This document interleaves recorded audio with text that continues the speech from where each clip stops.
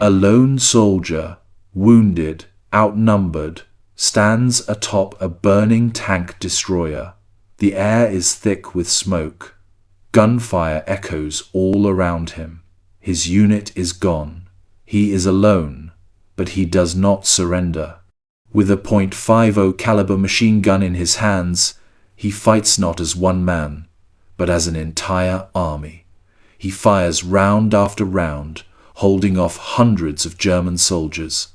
The enemy advances, yet he does not retreat. Who was this man? And how did he become America's greatest war hero? His name was Audie Murphy. But his journey to becoming a legend was full of pain, struggle, and relentless courage. Before he became the most decorated soldier of World War II, he was just a poor Texas boy, haunted by war before he even stepped onto the battlefield. This is the story of Audie Murphy, soldier who became a one-man army. It was a world of poverty, dust, and struggle. Life wasn't just hard, it was survival. For Audie Murphy, childhood was not filled with games or laughter. It was filled with hunger, work, and sacrifice. He was one of 12 children. His family barely had enough food to eat. They lived in a rundown shack where every meal was uncertain. Some days there was nothing at all. Then it got worse. His father, a man who was supposed to protect and provide, simply walked away. One day, he left and never came back. Audie Murphy was just a child, but in that moment, he became a man. With his father gone, the weight of the world fell on his young shoulders. There was no time for school, no time for childhood. He had a family to keep alive. At just 10 years old, he was already working long hours in the cotton fields under the brutal Texas sun. The work was backbreaking, but it still wasn't enough to put food on the table. That's when he picked up a rifle. Hunting wasn't a sport. It was a necessity. One shot, one kill. No second chances. If he missed, his family didn't eat, so he never missed.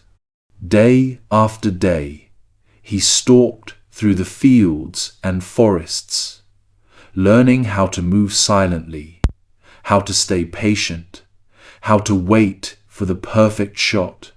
Without realizing it, he was preparing for something much bigger.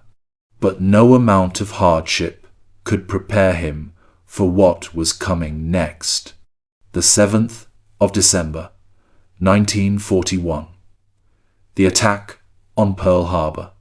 America was at war. Audie Murphy didn't hesitate. He didn't think twice. He was going to fight. He was going to serve his country. But there was one problem. He was only 16, too young to enlist, too small, too weak. The recruiters took one look at him and shook their heads. Rejected. But Audie Murphy never took no for an answer. 1 year later, he tried again. First, he walked into a Navy recruitment office. They turned him down. Said he didn't have the size or strength. Then he went to the Marines, the toughest, meanest fighters in the world. Maybe they would take him. They took one look at him and laughed him out the door. But Audie Murphy refused to give up. He was determined. He had no other life to go back to. No home worth staying for. No future outside of war. He walked into an army recruiting office, determined to enlist. This time, he lied about his age. He told them he was 18, and this time, they said yes. Audie Murphy was finally a soldier. But he had no idea what awaited him. The war would take him to battlefields across Europe. It would push him to his limits. It would take everything from him and turn him into something else. A warrior. War. The moment Audie Murphy had been waiting for. But nothing could prepare him for what he was about to face. After months of brutal training, he was finally deployed. First to North Africa, then to the Italian front in 1943.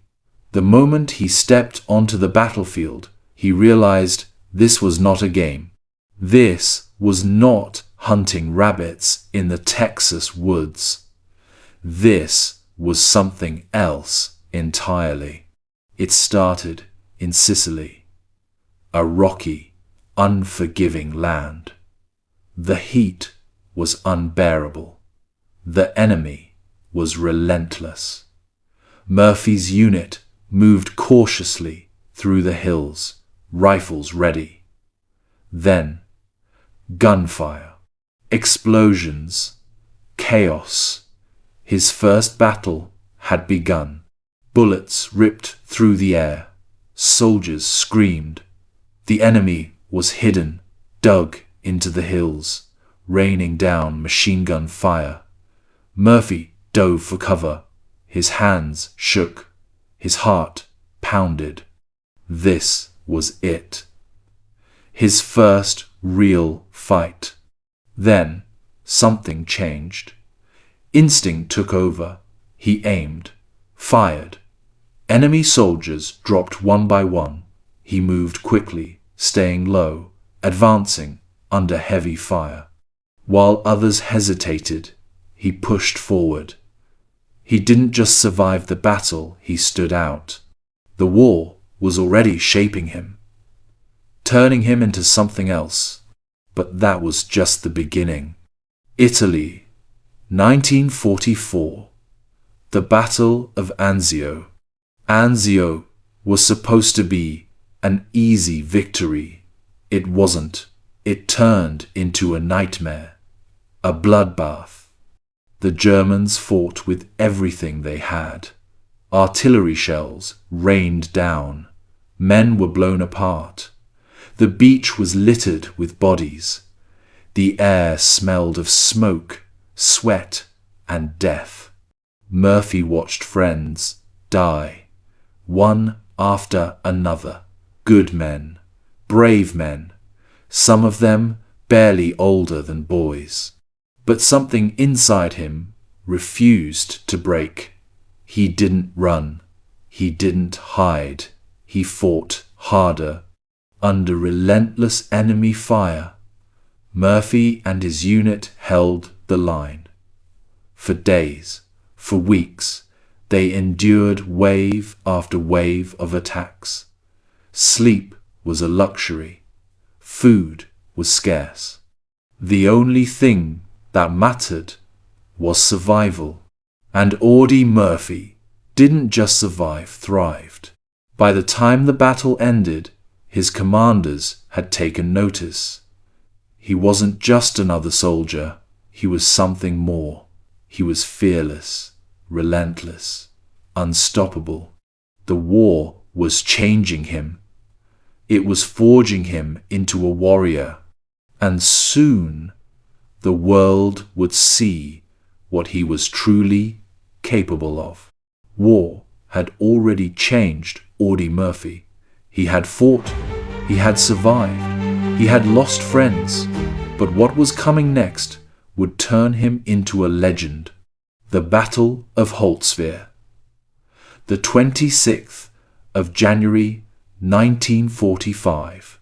The snow-covered fields of Holtzwihr, France. A bitterly cold winter morning. The air was silent. But Murphy knew what was coming. He could feel it. He and his men were positioned along the edge of a forest. Their mission? Hold the line. But they were badly outnumbered. The Germans were coming, hundreds of them. Soldiers, machine gunners, mortar teams, and worst of all, tanks. They had nowhere to run, no reinforcements, just 35 men against an entire battalion. If they failed, the German advance would continue. The war wouldn't wait. Then, the attack began. German artillery rained down. Shells exploded all around them. The ground shook. Trees splintered. Smoke and fire filled the air. Then, the tanks appeared. Massive, steel monsters rolling forward with deafening roars. Behind them, waves of enemy soldiers, a wall of destruction heading straight for Murphy's position. The first tank fired. An explosion tore through the American lines. Men were thrown into the air. Screams echoed through the smoke. Murphy's unit was being wiped out. His commander had no choice. He gave the order to retreat. But Murphy didn't move. Instead, he ran toward the burning wreckage of an M10 tank destroyer. The vehicle had been hit. It was on fire. Ammunition inside was cooking off, exploding randomly. And that's when he did the unthinkable. He climbed on top of it, right in the open, completely exposed. Just him, standing on a burning tank, facing an entire German battalion alone. With his hands, he grabbed the .50 caliber machine gun mounted on the tank.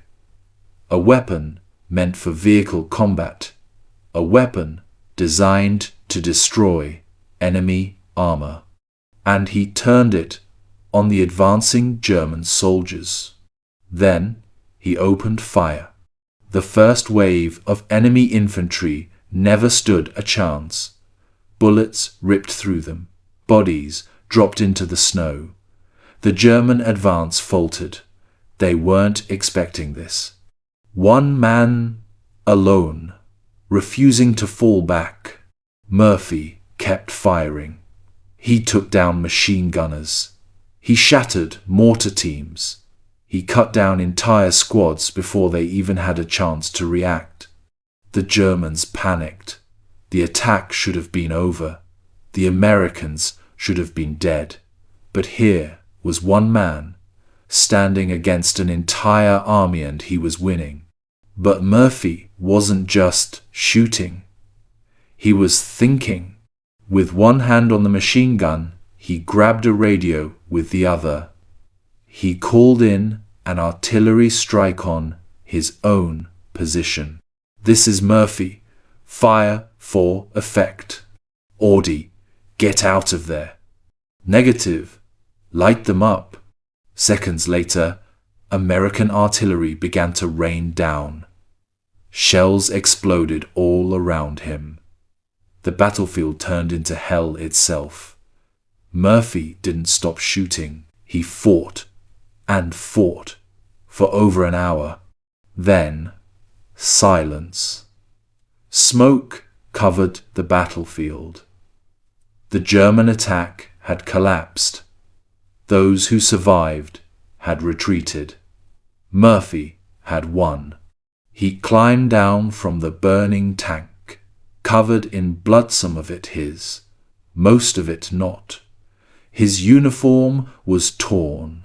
His body was exhausted. But he was still standing.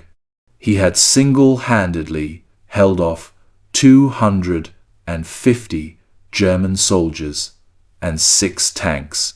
One man against an entire army. And he won.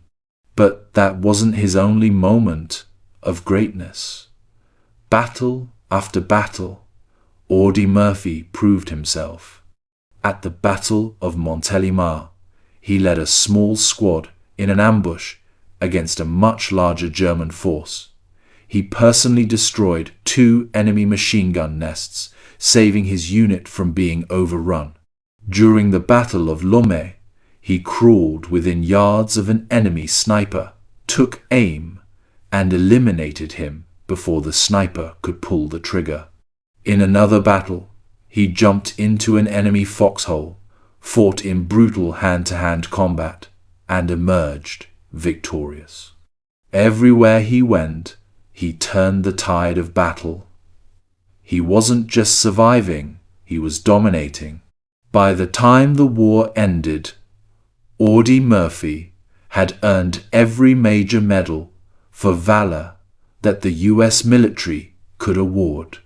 Medal of Honor, Distinguished Service Cross, Silver Star, twice, Bronze Star, twice, Legion of Merit, Purple Heart, 3 times, and over 30 more decorations.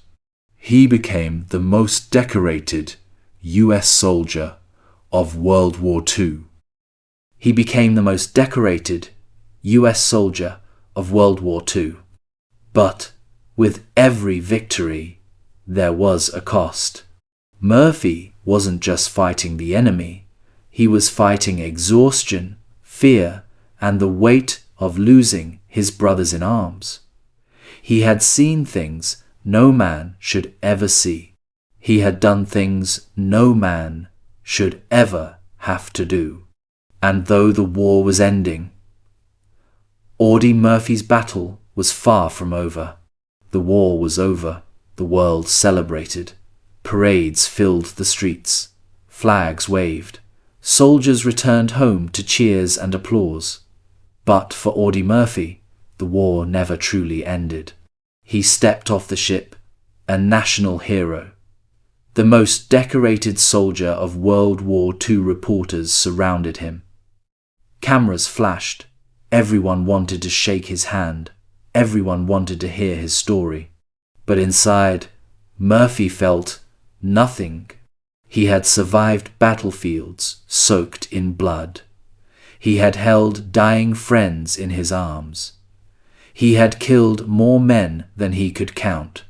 Now, standing in the safety of his homeland, surrounded by smiling faces, he felt like he didn't belong. The war had taken something from him, something he could never get back. He tried to return to a normal life. But what was normal for a man who had spent years in the trenches, where every second could be his last? At night, he couldn't sleep. Every time he closed his eyes, he was back in battle. The screams, the gunfire, the smell of burning flesh. It never left him. The doctors had a name for it: combat fatigue. Today, we call it PTSD. But back then, no one understood it. No one talked about it. He was expected to move on, to be the hero America needed him to be. But inside, he was still fighting. He couldn't sit in crowded rooms. Loud noises made his heart race. Sudden movements made him reach for a weapon that wasn't there. He was restless, angry, trapped in a war that only he could see. His family saw the change. The once quiet, determined young man was now on edge, quick-tempered, unpredictable. He avoided people. He drank to quiet the nightmares. Nothing helped. The war still lived inside him. But Murphy wasn't the type to give up. He needed a purpose, a mission. And he found it in Hollywood. Movie producers saw him as a real-life action hero. They offered him roles in war films. It made sense. He had lived the stories they wanted to tell.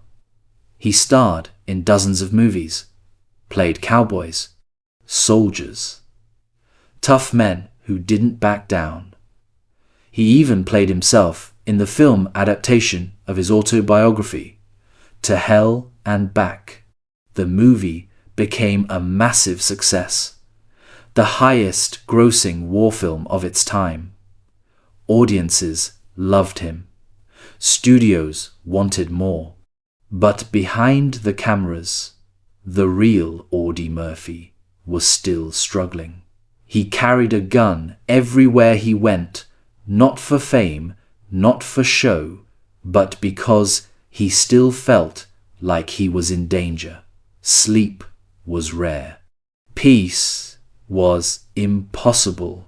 The fame didn't change the fact that he was still fighting his demons.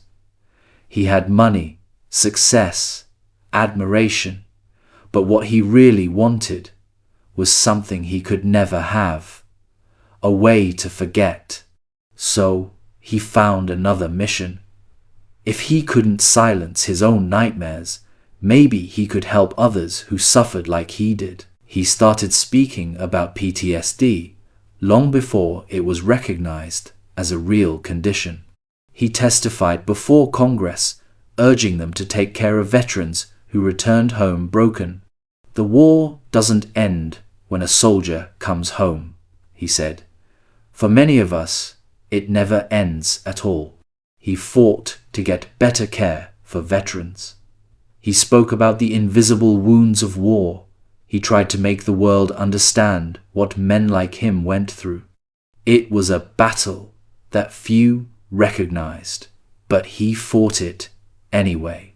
But the war inside him never fully ended, and in the years to come, it would take its toll. Audie Murphy's battle was far from over. Though the war had ended, his personal fight against the trauma, the pain, and the demons of the past was just beginning to take its toll. By 1971, Audie Murphy had built a life that many would envy: fame, wealth, and a legacy as a national hero. But on the inside, the scars of war were deep and unhealed.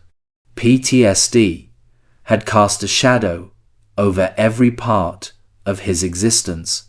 For years, he had struggled with insomnia, anxiety, and survivor's guilt. He drank to numb the pain. He fought with loved ones. He fought with himself. But despite all of it, he refused to surrender. Murphy was no stranger to the battlefield.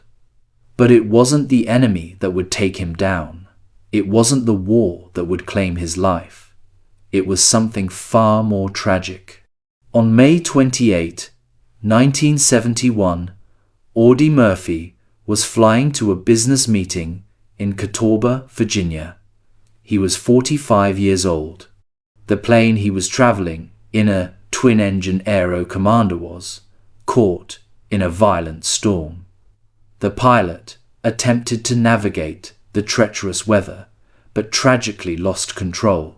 The plane crashed into Brush Mountain near Catawba, Virginia. All 6 passengers aboard were killed instantly. When the news broke, the nation mourned. Audie Murphy, the most decorated soldier in US history, was gone.